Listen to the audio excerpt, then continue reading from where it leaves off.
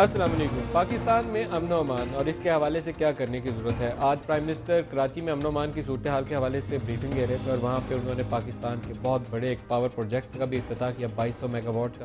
لیکن آج ہم اپنا پروگرام کا فوکس پاکستان کی جو داخلی صورتحال ہے اس کے حوالے سے ہی رکھیں گے۔ ڈرون حملوں کے حوالے سے ایک الطاف حسین صاحب نے بیان جاری کیا ہے۔ انہوں نے کہا کہ سیاسی جماعتوں کو اب مطالبہ یہ نہیں کرنا چاہیے کہ ڈرون حملے رکوائے جائیں، اب مطالبہ حکومت سے یہ ہونا چاہیے کہ اس کو مار گرایا جائے۔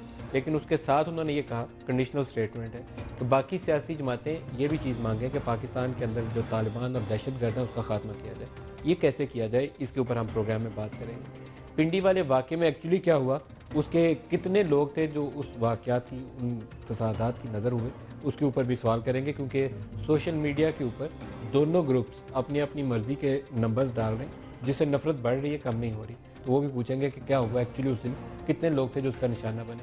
اس کے علاوہ ڈرون سپلائز، کیا پاکستان کو ایک مکمل بین لگا دینا چاہیے؟ کوئی درمیانی راستہ ہے یا انٹرنیشنل کمٹمنٹس کو آنر کرنی چاہیے؟ کیا روکیں گے تو اس سے مدد ملے گی؟ یہ وہ سوالات ہیں جو جس کے ارد گرد آج کا پروگرام ہو۔ اسلام آباد اسٹوڈیوز میں ہمارے ساتھ جو مہمان شخصیات ہیں، قاری محمد حنیف جالندری صاحب ہیں، آپ کو قاری صاحب خوش آمدید کہتا ہوں پروگرام میں، اور جنرل قادر بلوچ صاحب ہیں، سینئر رہنما ہیں پاکستان مسلم لیگ سے اور وفاقی وزیر ہیں۔ جنرل قادر صاحب آپ کو بھی خوش آمدید کہتا ہوں۔ اس کے علاوہ کراچی سے ہمارے ساتھ ہیں ڈاکٹر عارف الوی صاحب پاکستان تحریک انصاف سے، اور پشاور سے ہمارے ساتھ ہیں عوامی نیشنل پارٹی کے سینئر رہنما حاجی عدیل صاحب۔ حاجی صاحب آپ کو بھی اور ڈاکٹر عارف الوی صاحب آپ کو بھی ویلکم کرتا ہوں پروگرام میں۔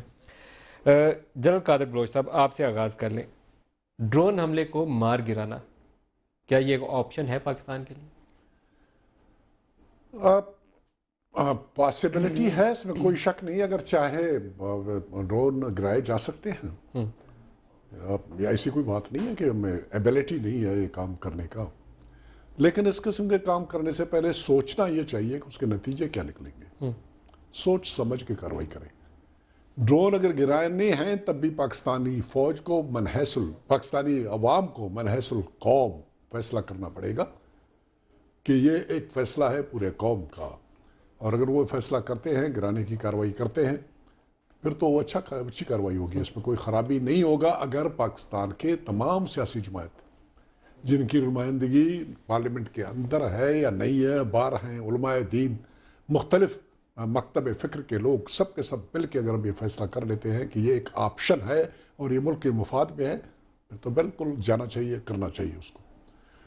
لیکن کیا اس پہ کوئی تحریری معاہدہ موجود ہے ہمارا؟ کوئی کسی ایک تحریری معاہدہ نہیں ہے، زبانی معاہدہ ہوا تھا، اور ہوا اس لیے نہیں تھا، ڈرون کے گرانے کے بارے میں اور ڈرون کی کارروائی، ڈرون اٹیکس جو ہو رہے ہیں، کیا اس کے اوپر آپ نے کہا ہے کہ ایک وربل انڈرسٹینڈنگ ہے؟ جو کچھ ہمیں پتہ چلا ہے وہ یہ ہے کہ پرویز مشرف صاحب کے دور میں انڈرسٹینڈنگ کوئی دی گئی تھی، تحریر میں پرابلی وہ نہیں ہے، لیکن یہ وہاں ان کی طرف سے یہ ان کو انڈرسٹینڈنگ دی گئی as head of state, as army chief, یہ کارروائی کی جا سکتی ہے۔ اس کے بعد دو وکی لیکس اور مختلف دوسرے ذرائع سے جو پتہ چلا ہے کہ یہ کارروائی ہمارے لوگوں کی منظوری سے اور ہماری اپروول سے، اور ہمارا اس میں اپروول شامل تھا اس کی۔ لیکن آپ کا پوائنٹ آف ویو یہ ہے کہ نون لیگ یہ فیصلہ لے سکتی ہے اگر اسے مار گرانا ہو، لیکن پرووائڈیڈ کہ اسے پوری قوم اور سیاسی جماعتوں اور مذہبی جماعتوں کی حمایت کوئی بھی چیز اس قسم کی کارروائی کرنا چاہیے جو کہ ملک کے مفاد میں ہو، جس میں ملک کو کوئی نقصان نہ ہو،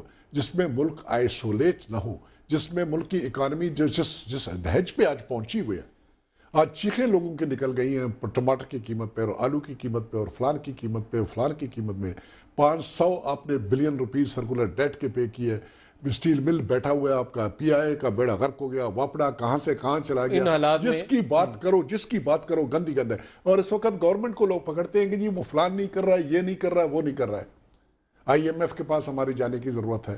دنیا میں اس وقت 40 سے 45 ملک نیٹو کے ہیں، اور وہ یہ نیٹو میں شامل ہیں، اور اس قسم کی کوئی کارروائی اگر ایسی ہم کریں جس میں ان سب کی نامنظوری ہو، ان کی انائنس ہو، اور ہمیں کوئی خاص فائدہ بھی نہ پہنچے سوائے اس کے کہ ہمارے انا کا، ہماری آف کورس ساورنٹی کے لحاظ سے یہ بہت ہی امپارٹنٹ بات ہے کہ ساورنٹی کا ہماری وائلیشن نہیں ہونا چاہیے، لیکن بدقسمتی سے 11-12 سال سے برداشت کی جاتی رہی ہے۔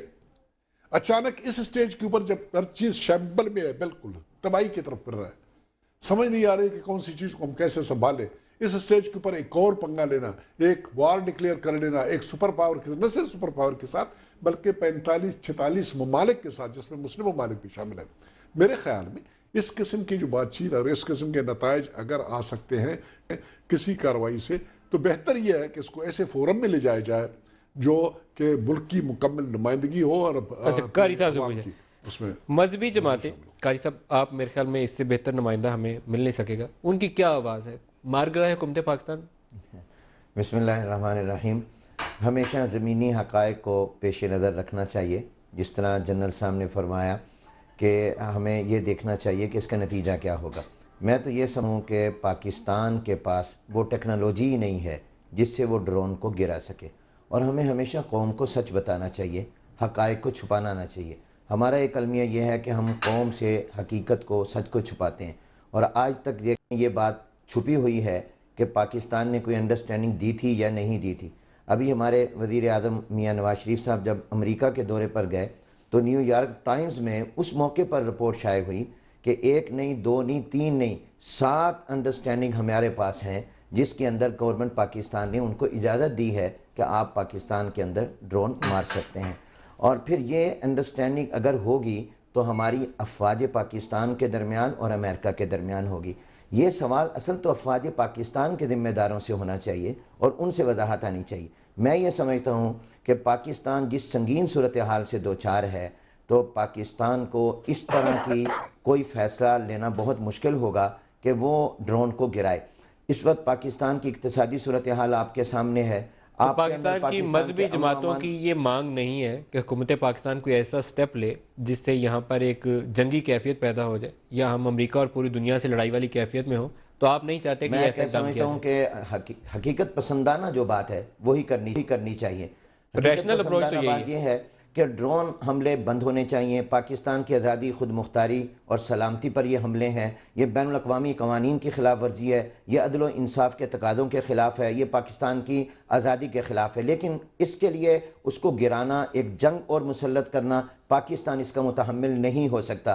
ہمیں یہ چاہیے کہ ہم سلامتی کونسل میں جائیں، ہم اقوام متحدہ میں جائیں، صرف وہاں جا کے تقریر نہ کریں، ہم باقاعدہ ریزولیشن دیں، اور اس کے ساتھ ساتھ ہم عالمی عدالت انصاف کا دروازہ آئیں، عالمی عدالت انصاف میں جائیں، ہم اپنی سفارتی مہم کو تیز کریں. بدقسمتی ندیم صاحب یہ ہے کہ ہمارے ملک کی جو سفارتی مہم ہے وہ ناکام ہے.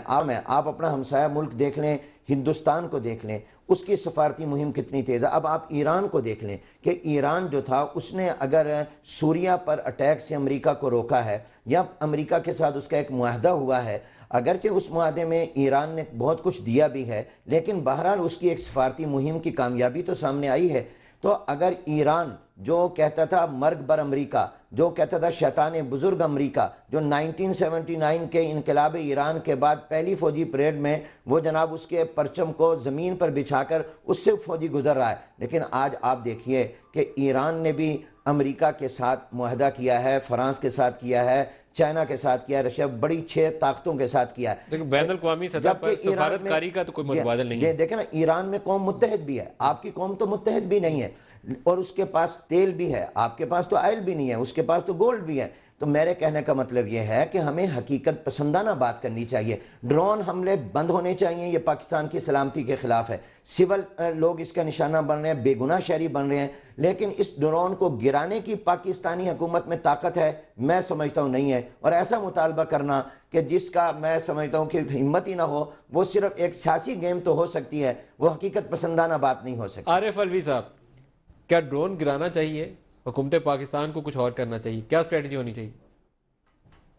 جناب والا، اس میں تقریباً کنسنسس ہے ساری پارٹیز کے اندر. مجھے ایک بھی پارٹی اس وقت نظر نہیں آ رہی جو اس کے یہ نہ کہتی ہو کہ ڈرون حملے ختم ہونے چاہیے. کچھ پارٹیز نے یہاں تک کہہ دیا ہے کہ ڈرونز گرائے جائیں. ہمارا کہنا یہ ہے کہ ڈرون کا گرانا جو ہے وہ آپشن ٹیبل پر رہنا چاہیے. میرا اپنا ملک ہے، میرے اپنے ملک کے اندر کسی کو حق نہیں پہنچتا کہ کسی کو بھی آ کر یہ کوئی بیرونی طیارہ یا ڈرون آ کر مارے، چاہے جو بھی ہو. کوئی آرگومنٹ نہیں ہے. اگر کوئی آدمی فارینر ہے پاکستان کے اندر، دہشت گردی میں انوالوڈ ہے، تو پاکستانی حکومت کا فرض بنتا ہے کہ اس کو ہینڈل کرے. باہر کی کسی حکومت کا یہ رائٹ ہے ہی نہیں. اچھا جب آپ نے اس بات کو ریکگنائز کر لیا کہ ان کا رائٹ نہیں ہے اور یہ غیر قانونی ہے، انٹرنیشنل قوانین کے اعتبار سے بھی یہ غیر قانونی ہے، جرمنی نے تو یہاں تک کہہ دیا کہ ہم ڈرونز بنائیں گے ہی نہیں کیونکہ یہ اللیگل ایک ویپن ہے اور جس کا پرچار ہوتا رہے گا. تو لہٰذا جب ایک چیز آپ نے ڈیسائیڈ کر لی تو پاکستان تحریک انصاف نے بڑے صبر کے ساتھ 6 دن نیشنل اسمبلی کے اندر تقریریں سنی. 6 دن تقریریں ہوتی رہیں کہ یہ ہونا چاہیے، یہ ہونا چاہیے. حکومت کی طرف سے کوئی لیڈرشپ نہیں آئی. صرف عمران خان صاحب پھر ایک پاکستان تحریک انصاف پھر ایک پیغام لے کر نکلی کہ چلو سمبولکلی نیٹو سٹرائکس کو ہم بلاک کریں گے، نیٹو سپلائی لائن کو. اچھا اب یہ ساتھ ساتھ دیکھ لیجئے کہ امریکہ تو بہت رئیس ملک ہے نا، اس بات کا بھی امکان ہے کہ ہم نیٹو سپلائی لائن بلاک کریں اور وہ ایئر لفٹ کر لے سارا سامان. تو نیٹو سپلائی لائن کو بلاک کرنے کا مقصد ایک سمبولک جیسچر بھی ہے اور دنیا کو اور امریکہ کو بتانا ہے کہ جو ہمارے بس میں ہیں وہ ہم کریں گے. اچھا یونائٹڈ نیشنز، میں نے نیشنل اسمبلی میں چند آپشنز رکھے تھے اور میں نے تقریر کی آخری 6 دن میں نے کہا کہ مجھے بڑا سخت افسوس ہوا، میں ایک نیا پارلیمنٹیرین ہوں. 6 دن تک قوم دیکھتی رہی نیشنل اسمبلی کی طرف کہ یار یہاں سے قیادت نکلے گی، یہاں سے سمبولک لیڈرشپ ملے گی. کچھ نہیں ملا. حکومت نے بھی کوئی چیز ٹیبل پر نہیں رکھی. تو میں یہ کہہ رہا ہوں کہ میں اس بات سے اتفاق کرتا ہوں. میں نے اس دن بھی کہا تھا نیشنل اسمبلی میں کہ یونائٹڈ نیشن سیکیورٹی کونسل میں جانا چاہیے نمبر 1. کوئی وجہ نہیں ہے کہ حکومت نہیں جائے. اے پی سی میں یہ کہا گیا تھا، لکھا گیا تھا، لوگوں میں ڈیسائیڈ ہوا تھا کہ یونائٹڈ نیشنز میں جائیں گے. اور ہوا کیا کہ 40 منٹ یا 45 منٹ کی تقریر میں پرائم منسٹر نواز شریف نے 20 سیکنڈ ڈرون کو پر دیے. یقیناً اوباما صاحب کے ساتھ اندرون خانہ بات کی ہوگی، مگر میں یہ مشورہ دے رہا ہوں کہ یونائٹڈ نیشن سیکیورٹی کونسل میں ارجنٹلی جائیں، ارجنٹ میٹنگ بلائیں. دوسری بات میں یہ کہہ رہا ہوں کہ انٹرنیشنل لابینگ کی ضرورت ہے. انٹرنیشنل لابینگ سے میری مراد یہ ہے کہ government of Pakistan, prime minister صاحب اپنا اہم ایمیسری بھیجیں ماسکو، ایمیسری بھیجیں لنڈن، پیرس، جرمنی، بیجنگ. یہ 5 ممالک میں سمجھتا ہوں کہ بے انتہا ضروری ہیں جہاں پر اوپینین بلڈ اپ کرنے کی ضرورت ہے. تیسری بات میں آپ سے یہ کہنا چاہتا ہوں، 2 چیزیں اور بتا دوں، بس 2 چیزیں اور بتا دوں حضور، تو پھر اس کے بعد پھر میں کہتا ہوں کہ پرائم منسٹر صاحب فورن منسٹر بنائیں تاکہ فورن منسٹر صاحب باہر جائیں، مختلف ممالک کے دورے کریں. یہ پرائم منسٹر کے بس کی بات نہیں ہے. اور چوتھی بات میں یہ کہتا ہوں کہ اکنامک ڈیپینڈنس کے حوالے سے جو کام ہو رہا ہے، انڈیپینڈنس نہیں آ رہی، اپنی ریسورس موبلائزیشن نہیں کر رہے، بھیک مانگتے رہیں گے، لہٰذا دنیا ان کی بات سنے گی نہیں. بس شکریہ جناب. حاجی عدیل صاحب یہ فرمائیے گا کہ ڈرون کی اللیگلٹی وہ شاید اب پوری دنیا مانتی ہے، ہمیں بہت زیادہ زور نہ لگانا پڑے، لیکن ایک ایشو جس کے اوپر دنیا ہم سے وضاحت مانگتی ہے وہ پاکستانی سرزمین پر موجود وہ لوگ ہیں جن کو پاکستانی سرزمین پر نہیں ہونا چاہیے. غیر ملکی دہشت گرد جنہیں کسی زمانے میں آج سے 30-35 سال پہلے تو وہ جہادی کہتے تھے، اب وہ سارے دہشت گردی کے زمرے میں آتے ہیں. ہماری سرزمین استعمال ہو اگر کسی اور ملک میں حملے کے لیے، ہمارے اپنے فوجی کافروں پر حملے ہوں، ملٹری بیسز پہ اٹیک ہوں، تو ان لوگوں کا کیا کیا جائے، اس کے اوپر بھی تو ہمیں کوئی بات کرنی چاہیے. بہت بہت شکریہ. پچھلی جو پارلیمنٹ تھی جس میں شاید عمران خان کی نمائندگی نہیں تھی، ایک جائنٹ سیشن ہوا تھا اور کافی دن ڈیبیٹ ہونے کے بعد ایک مشترکہ قرارداد پاس ہوئی تھی. اس میں اور بہت ساری باتیں تھیں. ایک یہ تھا کہ ڈرونز حملے چونکہ ہماری فضا کی خلاف ورزی ہو رہی ہے، انہیں روکا جائے، لیکن اس کے ساتھ یہ تھا کہ ہمارے سرزمین پر ہماری مرضی کے بغیر ایسے لوگ آئے ہوئے ہیں جو عرب دنیا سے، تاجکستان سے، ازبکستان سے، چچنیا سے، افغانستان سے، جو پاکستان کی سرزمین میں رہ کر پاکستان کے اندر دہشت گردی کرتے ہیں اور دہشت گردی کے سازشیں اور اقدامات ہمسایہ ملک افغانستان کے علاوہ دنیا کے دوسرے ملکوں میں بھی کرتے ہیں. ان لوگوں کو بھی پاکستان کی سرزمین سے نکال دینا چاہیے. میں آپ کو یقین دلاتا ہوں کہ اگر اس قرارداد کے اس دوسرے حصے پر عمل ہوتا تو پاکستان میں کوئی ڈرون حملہ نہ ہوتا. دیکھیں ڈرون حملے پاکستانی شہریوں پہ نہیں ہو رہے ہیں.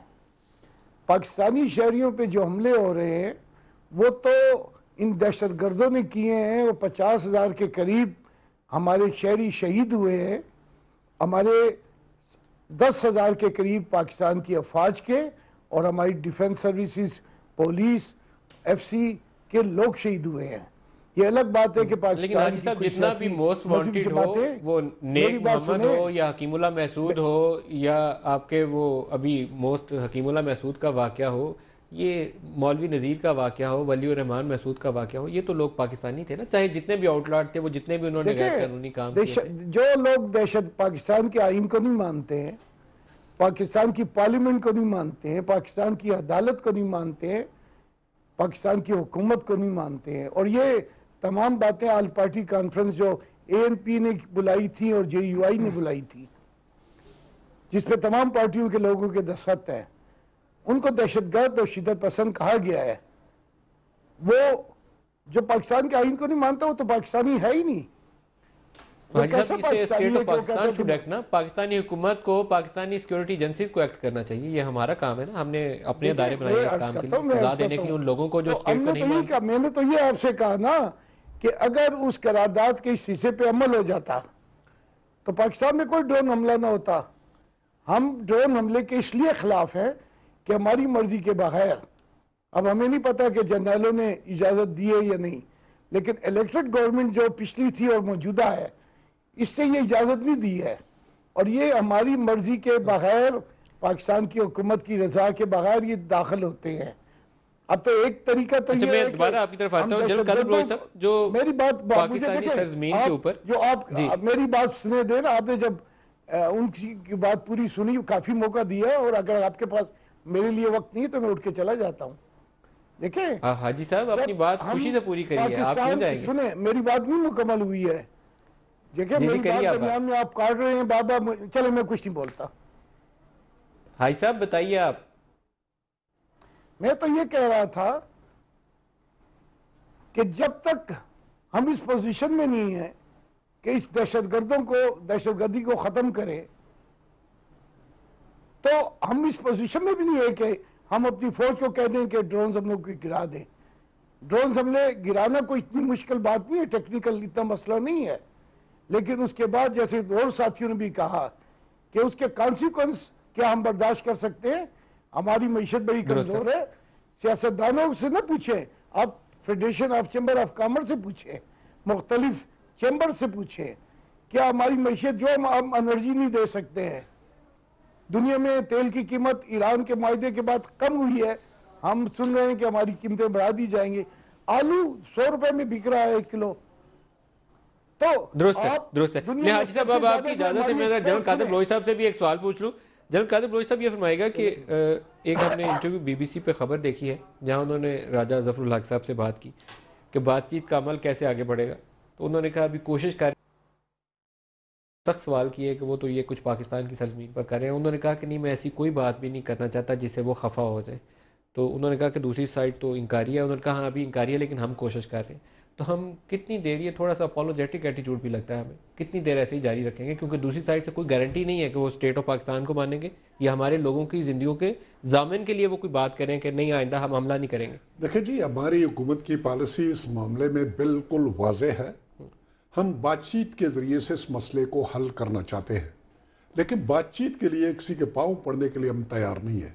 नए स्टेट ऑफ पाकिस्तान इतना कमज़ोर है कि अगर बातचीत न की जाए और वो ज़बरदस्ती अपनी मर्जी हमारे ऊपर मुसल्लत करना चाहें तो हम मजबूर हो जाए और उनकी बात माने। ये बिल्कुल गलत है। एक तासुर आ रहा है आपकी बात नहीं, ये जब बार बार आप कहते हैं ममलकत पाकिस्तान के ताकत का मुजाहरा सवात में हुआ, लोगों ने सब कुछ देख लिया। अगर ज़रूरत पड़ जाती है तो नतीजे पैदा किए जा सकते हैं, ऐसी कोई बात नहीं है। लेकिन फिर मैं उस बात पे आऊँगा कि ये लोग जिनसे बातचीत का हमने फैसला किया, ये हमारे पाकिस्तानी हैं, हम उनको पाकिस्तानी मानते हैं।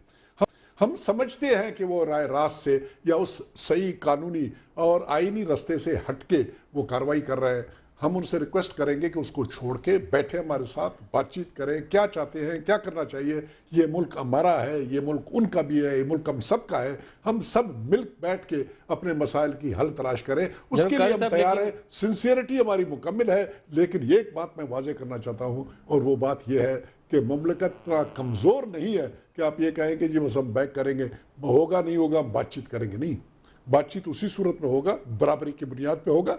اور اگر وہ چاہیں گے تو بات کریں گے, نہیں چاہیں گے دوسرے راستے ہمارے لیے کھلے ہیں, دوسری آپشن ہے آپ کے پاس. بالکل. مولانا فضل اللہ نے جنرل صلاح اللہ نیازی کی شہادت کے بعد جو ایک ویڈیو پیغام میں جو کچھ کہا, کیا اس کے بعد ہمارے دل میں اور اتنی گنجائش موجود ہوگی کہ ہم اس کے ساتھ بیٹھ کے دوبارہ بات چیت کریں؟ کیا کچھ نہیں کہا گیا, کیا کچھ نہیں کیا گیا. ٹھیک ہے, جنرل صاحب شہید کیے گئے, اس سے پہلے 3 جنرل صاحبان شہید کیے گئے, پاکستان فوج کے 5 سے 10 ہزار اور جوان شہید ہو گئے. ہر جوان کی زندگی اتنی اہم ہے جتنی جنرل صاحبان کی زندگی اہم تھی, ہر پاکستانی کی زندگی اتنی اہم ہے جس طرح کسی اور جنرل صاحب کی ہے. لیکن اس فتنہ و فساد کو کنٹرول کرنے کے لیے اگر بات چیت کے ذریعے سے کوئی حل نکالا جا سکتا ہے, اور اس کے لیے ہماری حکومت کی یہ رائے نہیں ہے بلکہ آل پارٹیز میں پاکستانی مملکت پاکستان کے تمام شہریوں نے اپنے سیاسی جماعتوں کی اپنے نمائندوں کے ذریعے سے فیصلہ کیا تھا کہ بات چیت کا ایک موقع اویل کرنا چاہیے, موقع دینا چاہیے. اس بنیاد کے اوپر حکومت ان کے عوام کی رائے کے سامنے جھک گیا اور انہوں نے یہ فیصلہ کیا کہ ٹھیک ہے ہم بات چیت قاری صاحب سے پوچھیں. قاری صاحب یہ فرمائے گا کہ اگر ایسے گروپس انوسنٹ سویلینز کے اوپر ظلم جاری رکھے ہوئے, خون ریزی میں ملوث ہوں اور وہ باز آنے پہ آمادہ بھی نہ ہو, تو پھر یہاں اسلام کا حکم کیا ہے اسٹیٹ کے لیے, قوانین کے اطلاق کے لیے؟ اسٹیٹ سرنڈر کر دے, کمزوری دکھا دے, یا اپنی طاقت کے زور پر ان کو راہ راست پہ لانے کی کوشش کرے؟ کوئی تو طریقہ کار ہوگا نا. جی ہاں, اس میں جہاں تک اسلام کا حکم ہے وہ تو سب سے پہلی چیز یہی ہے کہ اصلاح احوال کی کوشش کی جائے اور پوری توانائی اس پر لگائی جائے کہ معاملات کو درست کیا جائے. فَأَصْلِحُوا بَيْنَ أَخَوَيْكُمْ قرآن کریم میں بالکل واضح ہے.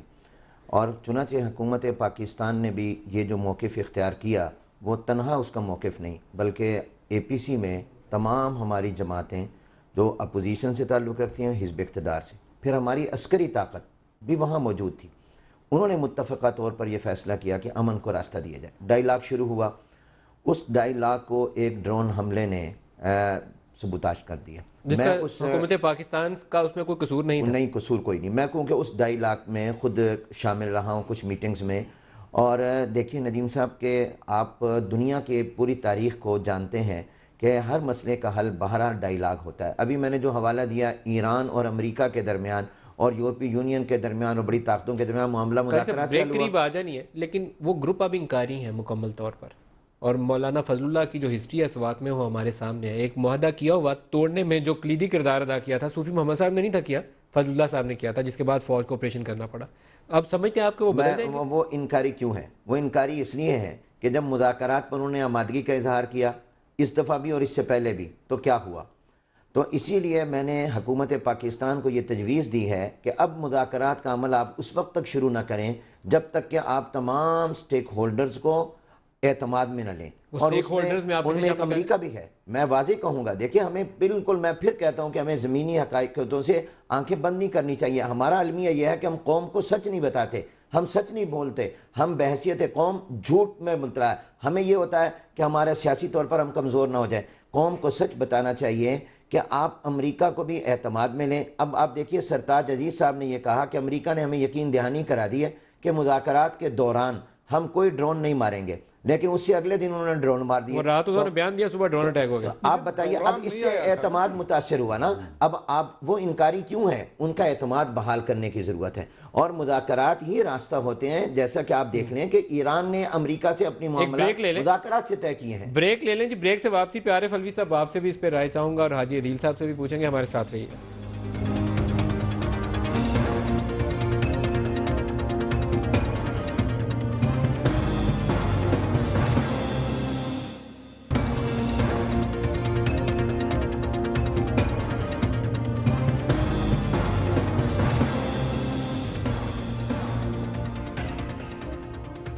پروگرام میں دوبارہ خوش آمدید کہتے ہیں. عارف الوی صاحب یہ فرمائے گا کہ اگر دوسرا گروپ بات چیت پہ آمادہ نہ ہو تو ایک بار بار لوگ سوال اٹھا رہے ہیں کہ کتنی دیر اسٹیٹ آف پاکستان جو ہے وہ نرمی کا اور کمزوری کا مظاہرہ کرے. کچھ ایسا نہ لگے کہ دوسرا فریق ہم پہ حاوی ہو جائے, کیونکہ کبھی بھی آپ بات چیت میں وہ پوائنٹ آف ویکنیس پہ نہیں جا سکتے. یہ دنیا ساری کا ایک اسٹیبلش پرنسپل ہے. تو ہمیں کیا کرنا چاہیے, اسٹیٹ آف پاکستان کو کیا کرنا چاہیے؟ دیکھیے میں یہ سمجھتا ہوں کہ یہ امپریشن کہ پاکستان کی اسٹیٹ کمزور ہے, یہ امپریشن ہونا ہی نہیں چاہیے.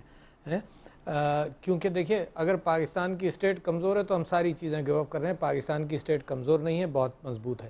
مگر چند چیزوں کی طرف میں ذرا سا کچھ بات کہنا چاہتا ہوں. قاری صاحب کی ایک بات سے میں اتفاق نہیں کرتا کہ امریکہ کو بھی ان مذاکرات کے حوالے سے ان کانفیڈنس دیا جائے. دیکھیے پرائم منسٹر نواز شریف نے مذاکرات شروع ہونے کا اعلان UK کے اندر کیا تھا اور انہوں نے کہا تھا کہ مذاکرات ہم شروع کر رہے ہیں اور مذاکرات کے لیے پیش رفت ہو رہی ہے. اس سے زیادہ انفارمیشن ان کے پاس اس کی کیا ضرورت ہے؟ ہم یہ نہیں چاہتے کہ ہمارے مذاکرات کے اندر امریکن انٹرفیرنس ہو. ان کی کنسرنز افغانستان کے اعتبار سے جو ہوں گی وہ ہماری بھی کنسرنز ہو سکتی ہیں, اس کے اندر بات چیت ہو سکتی ہے, مگر انٹرنل معاملات کے اندر ذرا سی احتیاط رکھنی چاہیے. دوسری بات عارف علوی صاحب, یہاں ایک سوال مجھے آپ سے پوچھنا پڑے گا کہ جن سے آپ نے مذاکرات کرنے جانا ہے, فضل اللہ صاحب وہ اس وقت نورستان میں موجود ہیں اور پاکستان کے علاقوں پر جو اور بھی گروپ حملہ آور ہوتے ہیں وہ کنڑ یا نورستان کی پناہ گاہیں استعمال کرتے ہیں, تو آپ کو انہیں انگیج تو کرنا پڑے گا کہ بھیا ان کو بارڈر کے اس پار روکو, آئندہ سے یہ کام نہیں ہو. یہ دیکھیں یقیناً یعنی اتنا انگیجمنٹ دیکھیے کہ وہ وہاں سے ہمارے یہاں حملے نہ کریں اور افغان حکومت کو آپ کہیں اور امریکنوں کو کہیں کہ جی وہاں سے یہاں حملہ ہو رہا ہے, یہ بات ٹھیک ہے, مگر اپنے انٹرنل مذاکرات کے اندر میں اس بات سے اتفاق نہیں کرتا. دوسری بات, آپ نے قاری صاحب سے یہ بات پوچھی تھی اور قاری صاحب اس میں زیادہ بہتر جانتے ہوں. میں نے یہ نہیں کہا, میں یہیں پر ذرا درست کر دوں محترم علوی صاحب, میں نے یہ نہیں کہا کہ ان کو مذاکرات میں شامل کیا جائے. میں نے یہ کہا ہے کہ ان کو اعتماد میں لیا جائے. اعتماد سے مراد میری یہی ہے کہ وہ ہمارے مذاکرات کو سبوتاژ نہیں کریں گے, اور یہی بات مشیر خارجہ سرتاج عدیز صاحب نے بھی کہی. جی علوی صاحب, حضور والا میں اتفاق کرتا ہوں آپ کی اس بات سے, اگر آپ کا یہ مقصد تھا یہ معاملہ کلیئر ہو گیا. دوسری بات, قاری صاحب اس میں اصلاح کریں گے کہ میں یہ سمجھتا ہوں کہ اسلام کا رویہ کیا ہونا چاہیے اس معنی کر کے جو دہشت گردی ہو رہی ہے. میرے ذہن کے اندر یہ بات آتی ہے کہ اسلام اس بات کی بالکل اجازت نہیں دیتا کہ معصوم کہیں بھی قتل ہوں, بالکل اجازت نہیں دیتا. اگر یہ بات بھی ڈکلیئر کر دی جائے دوسری کہ یہ دارالحرب ہے اور یہ جنگ کا ایریا ہے, اس کے باوجود اسلام پروٹیکٹ کرتا ہے جنگ کے دوران بھی بوڑھوں کو, عورتوں کو اور بچوں کو, اور یہ دہشت گردی جو بم کے حملے ہوتے ہیں نا, اس کے اندر یہ عورتیں بچے اس کی کوئی تفریق بھی نہیں رہتی, اور معصوم مظلوم اور جس نے یہ جس کے خلاف ایکشن لے رہے ہیں اس کے اندر بھی کوئی تفریق نہیں رہتی. تیسری بات میں آپ سے یہ کہہ رہا ہوں کہ جب بھی مذاکرات کے حضور اکرم صلی اللہ علیہ وسلم کی اسوہ حسنہ سے آپ کو پتہ چلتا ہے کہ انہوں نے عفو اور درگزر سے کام لیا اور مذاکرات کافروں سے بھی کیے. اس زمانے کا جو میجر جنگ تھی وہ تو تھی اس سے جس سے اللہ سے انکار کرتے تھے, جو مشرکین تھے اور جو کفار تھے, ان لوگوں سے. یعنی یہاں تو آئین کے نہیں ماننے والے ہیں, وہاں تو اللہ کے ماننے والے نہیں تھے, اور نبی صلی اللہ علیہ وسلم نے ان سے بھی مذاکرات کیے. چوتھی بات میں آپ سے یہ کہہ رہا ہوں کہ مذاکرات دشمنوں ہی سے ہوتے ہیں. اور آخری بات یہ کہہ رہا ہوں کہ اس کے بعد مذاکرات کے بعد بھی حضور اکرم صلی اللہ علیہ وسلم نے اپنے آخری خطبے کے اندر یہ کہا کہ میں اپنے قبیلے کے قتل معاف کرتا ہوں. وہ اس معنی کر کے کہا کہ امن کے لیے ضروری ہے کہ آدمی درگزر کرے.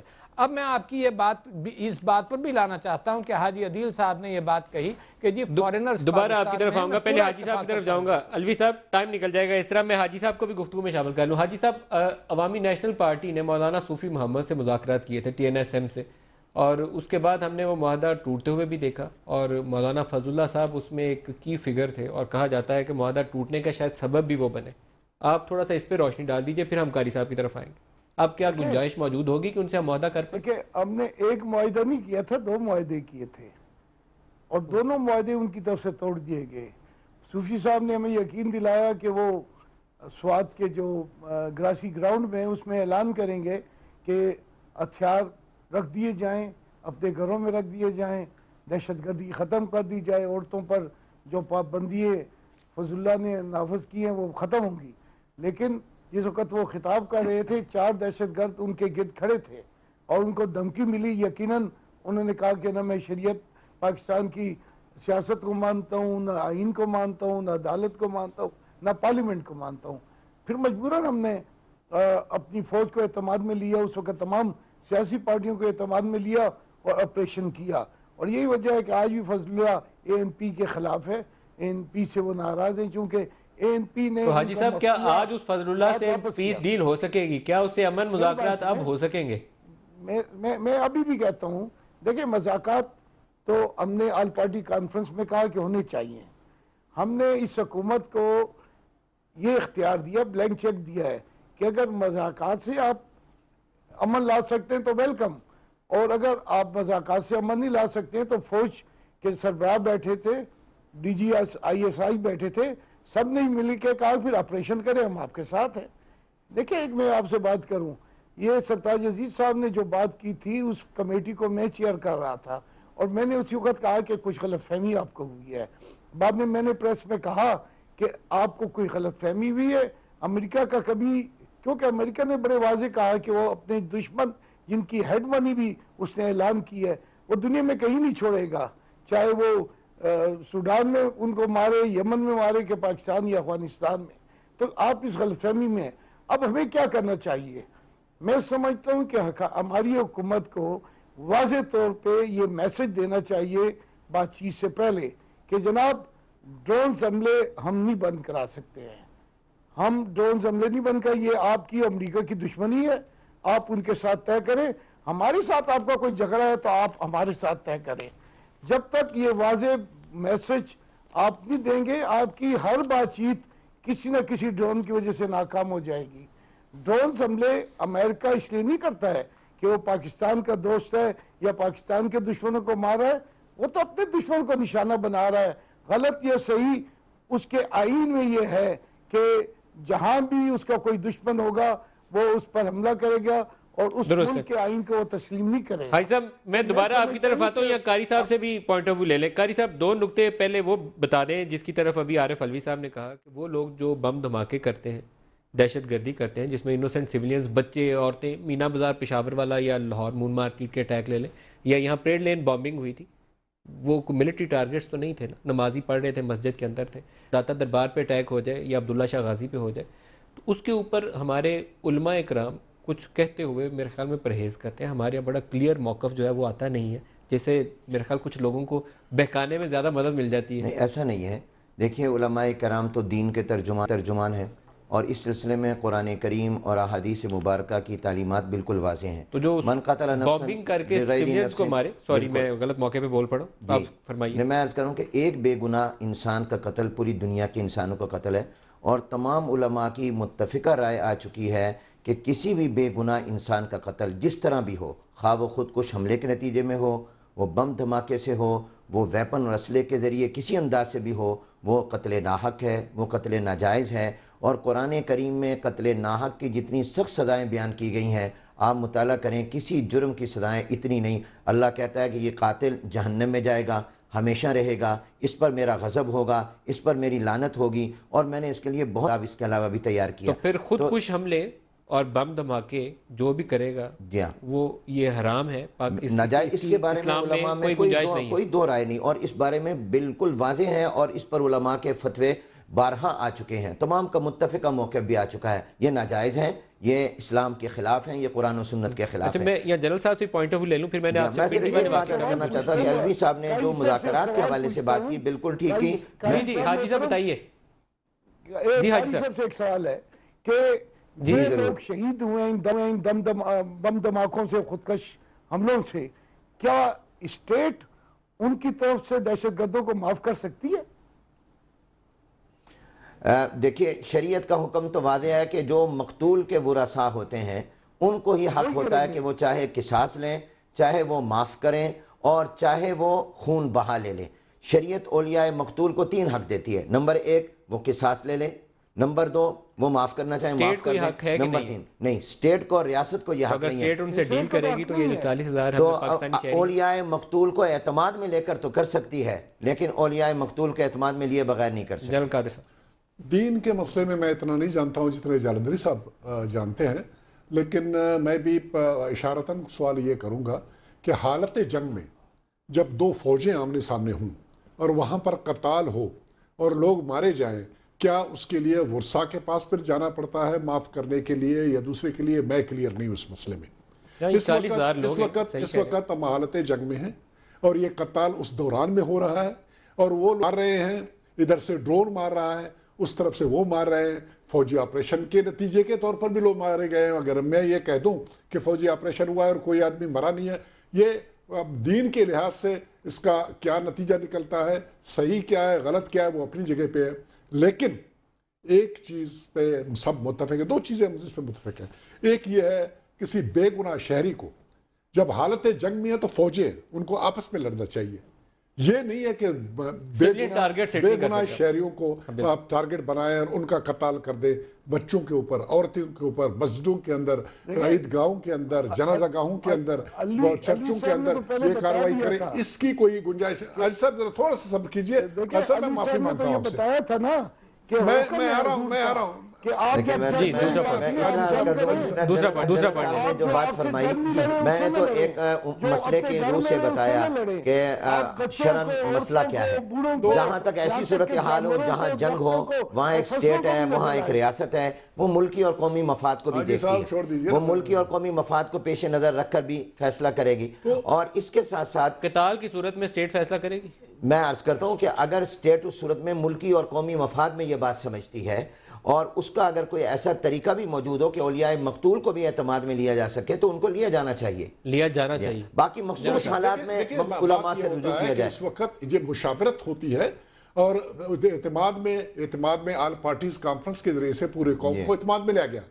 एतमाद में लेने के लिए जॉइंट सेशन किया गया, एतमाद में लेने के लिए कौमी असम्बली का इजलास बुलाया गया, वहाँ पर तकरीरें की गई, वहाँ पर फैसले किए गए। ये तमाम की तमाम कार्रवाई हो रही होती है। उसके बाद जिस वक्त फौजें एक दूसरे के खिलाफ खड़े हो जाते हैं या एक तरफ से हमारी फौज है और दूसरी तरफ से तालिबान है, उनके उस दौरान में भी मुशावरत दोनों तरफ से जारी रहती है, बातचीत होती रहती है। दो सवाल लेकिन अभी जो जी मैं जलंधरी साहब से 2 सवाल पूछ लूँ इससे पहले कि प्रोग्राम का वक्त खत्म हो जाए। हमने पिंडी वाले वाक़े पे, क्योंकि बहुत वहाँ से कुछ ऐसी चीज़ें हुई जिससे बड़ी नफरत फैली। पहली खबर ये थी कि उस दिन जो फसादात हो रहे थे, शरअंगेज़ी थी जिसने भी किया, मैं कह रहा हूँ जो भी मुलव्वस था उसमें, किसी भी फैक्ट उसका सेक्ट से ताल्लुक़ था, उसने शरअंगेज़ी की। लोग कितने थे जो उस वाक़यात के उस दिन नज़र हुए? 80 थे, 100 थे, 150 थे, 500 थे या 10-11 थे? क्या फिगर क्या है उसमें? पहली बात तो मैं ये अर्ज़ करूँगा कि रावलपिंडी का सानेहा ये इंतहाई अलमनाक सानेहा है। जल्दी में करना पड़ेगा, प्रोग्राम खत्म हो जाएगा। कैफरे किरदार तक पहुँचना चाहिए और यही रुकावट बनेगा आइंदा वाक़यात की। जहाँ तक यह है कि कितने लोग शहीद हुए, जो हुकूमत ने हमें बताया वो 12 शहीद और 56 जो है वो ज़ख्मी हुए। लेकिन वहाँ चूँकि सूरत हाल ये हुई कि फ़ौरन वहाँ उसके साने के बाद उसको सिक्योरिटी फोर्सेस ने अपने कंट्रोल में लिया। मैं ये समझता हूँ कि कोई चीज़ बगैर तहकीक के नहीं होनी चाहिए। हुकूमत का फ़र्ज़ बनता है कि वो कौम को, यहाँ फिर मैं वही कहूँगा कि सच बताए।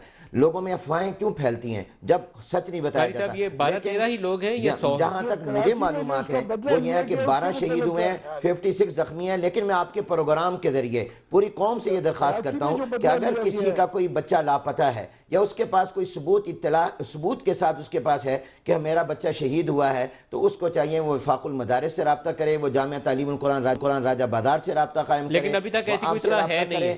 मैंने ये बात जनाजों में कही, अभी तक कोई ऐसी इत्तला नहीं है। लेकिन उसके बाद इनके अलावा मुझे किसी ने कहा।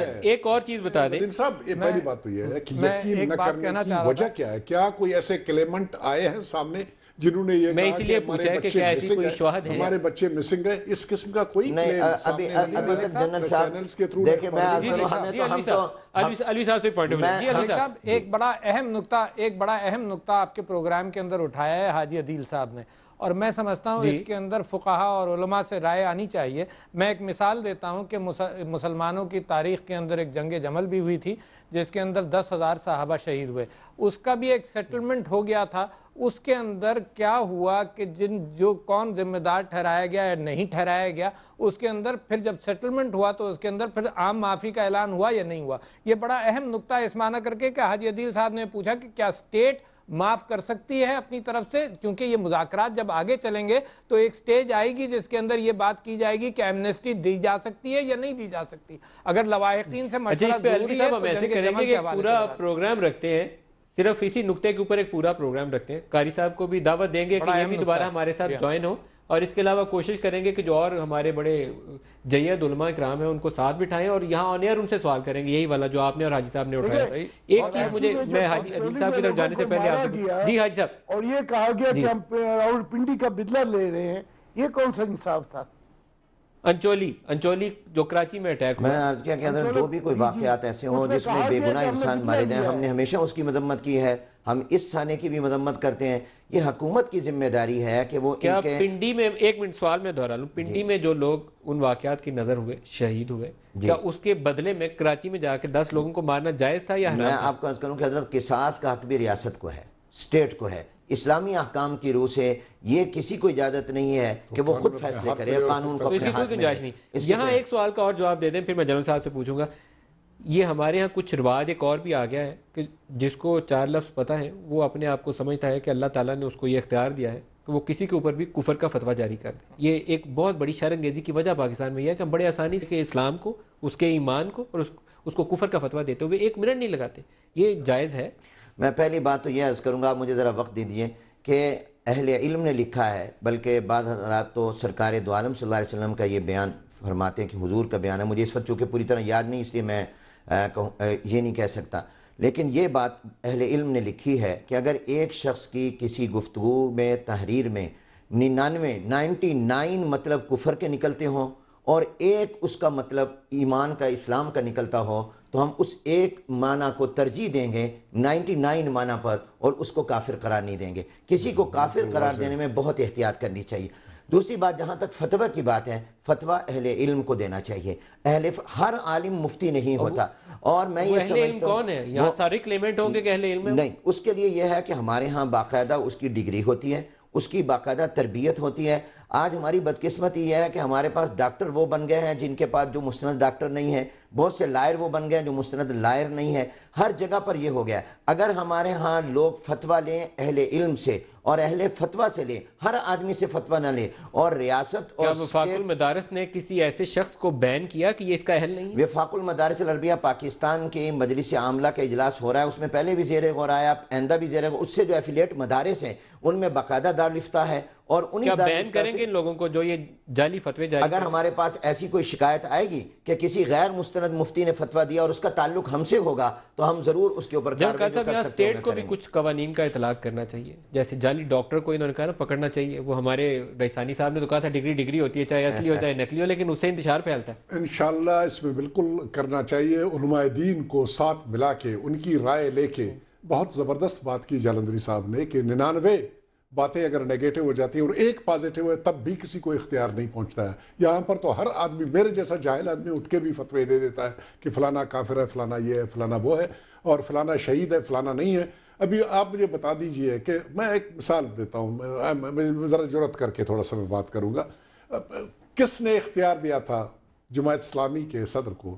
وہ کہاں سے وہ مفتی بنے؟ کہاں کی ڈگری تھی کہ انہوں نے ایک دم اپنا ایک فتویٰ دے دیا؟ میرے خیال میں وہ فتویٰ نہیں تھا، وہ ایک سٹیٹمنٹ تھا، وہ بیان تھا، وہ فتویٰ نہیں تھا. اگر خود آپ منور صاحب دیکھیں نا، میں آپ کو عرض کرتا ہوں، پروگرام ختم ہو جائے گا. میں عرض کرتا ہوں کہ آپ حضرات بھی سوال اس سے کیا رہے ہیں جو سوال اس سے بنتا ہو. ایک بات جہاں تک میری رائے کا تعلق ہے، میں یہ سمجھتا ہوں کہ شہید کون ہے، یہ کون نہیں ہے، یہ اللہ تبارک و تعالیٰ جانتے ہیں. جناب نبی کریم صلی اللہ علیہ وسلم سے پوچھا گیا کہ رسول شہید کون ہے؟ فرمایا جو اللہ کے کلمے کو بلند کرنے کے لیے لڑتا ہے وہ شہید ہے. اب اس کی روشنی میں دیکھ لیا جائے کون شہید ہے. لیکن میری ایک درخواست ضرور ہوگی، ہم وہ سوال اٹھائیں. قاری محمد حنیف جالندری صاحب، جنرل قادر بلوچ صاحب، ڈاکٹر عارف علی صاحب اور حاجی عدیل صاحب، سب کا بہت شکریہ، آپ ہمارے ساتھ رہے. آج کے پروگرام سے اتنا ہی، اجازت دیجیے. خدا حافظ.